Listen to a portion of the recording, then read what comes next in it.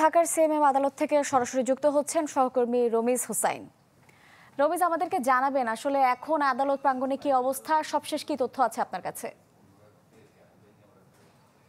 আজকে কিন্তু অনেক ভোর সকালে 7:30 বা 8টার দিকে কিন্তু এখানে আসামিদেরকে বেশ কয়েকজন আসামি, সাবেক আওয়ামী লীগ সরকারের কয়েকজন মন্ত্রী এবং সংসদ সদস্য সহ পুলিশের ঊর্ধ্বতন কর্মকর্তাদেরকে এখানে আনা হয়েছিল। বিপুল আমরা দেখেছি আইন শৃঙ্খলা রক্ষাকারী বাহিনীর বেশ কিছু সদস্যের মধ্যে কিন্তু তাদেরকে নিরাপত্তার বেষ্টনীর মধ্যে তাদেরকে এখানে আনা হয়।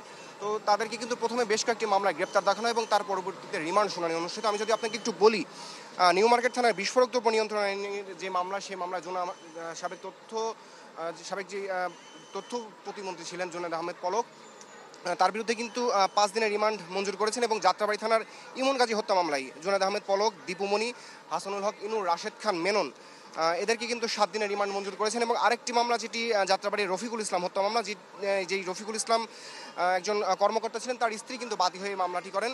এই মামলাতে পুলিশের ঊর্ধ্বতন কর্মকর্তা মশিউর রহমান, যিনি লালবাগ জোনের ডিসি ছিলেন গোয়েন্দা বিভাগের, এবং চৌধুরী আব্দুল্লাহ মামুন, যিনি সাবেক আইজিপি, তাদেরকে কিন্তু 4 দিনের রিমান্ড মঞ্জুর করেছে। এবং আরেকটি যেই মামলা সেটি হচ্ছে মাহমুদুল হাসান জয় হত্যা মামলা। এই মামলাতেও কিন্তু জুনায়েদ আহমেদ পলক, চৌধুরী আব্দুল্লাহ মামুন এবং সালমান এফ রহমান, যিনি সাবেক প্রধানমন্ত্রী শেখ হাসিনার বিনিয়োগ উপদেষ্টা, তাদের বিরুদ্ধে কিন্তু 3 দিনের রিমান্ড মঞ্জুর করেছেন।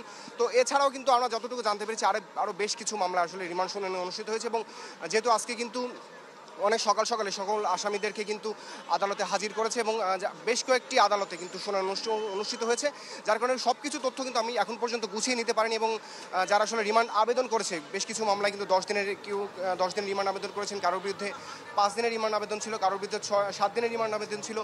তো পুলিশের সাথে যেহেতু আমি এখন পর্যন্ত কথা বলতে পারিনি সব বিষয়গুলো নিয়ে, তো আমার কাছে এই পর্যন্ত আসলে তথ্যগুলো ছিল যে সাবেক তথ্য এবং ডাক এবং তথ্য প্রতিমন্ত্রী জুনায়েদ আহমেদ পলক, সালমান এফ রহমান, তারপরে চৌধুরী আব্দুল্লাহ মামুন এবং দীপুমণি, রাশেদ খান মেনন এবং হাসানুল হক ইনু, এই সমস্ত আসামিদের কিন্তু কয়েক দফার রিমান্ডের তাদেরকে কয়েক দফা রিমান্ডের শেষে এখানে হাজির করা হয় এবং কয়েকটি রিমান্ড আবেদনের শুনানি শেষে আসলে আদালত তাদেরকে কিন্তু বেশ কয়েকদিনের রিমান্ড মঞ্জুর করেছেন। তো এই ছিল এখান থেকে সবশেষ তথ্য আমার কাছে।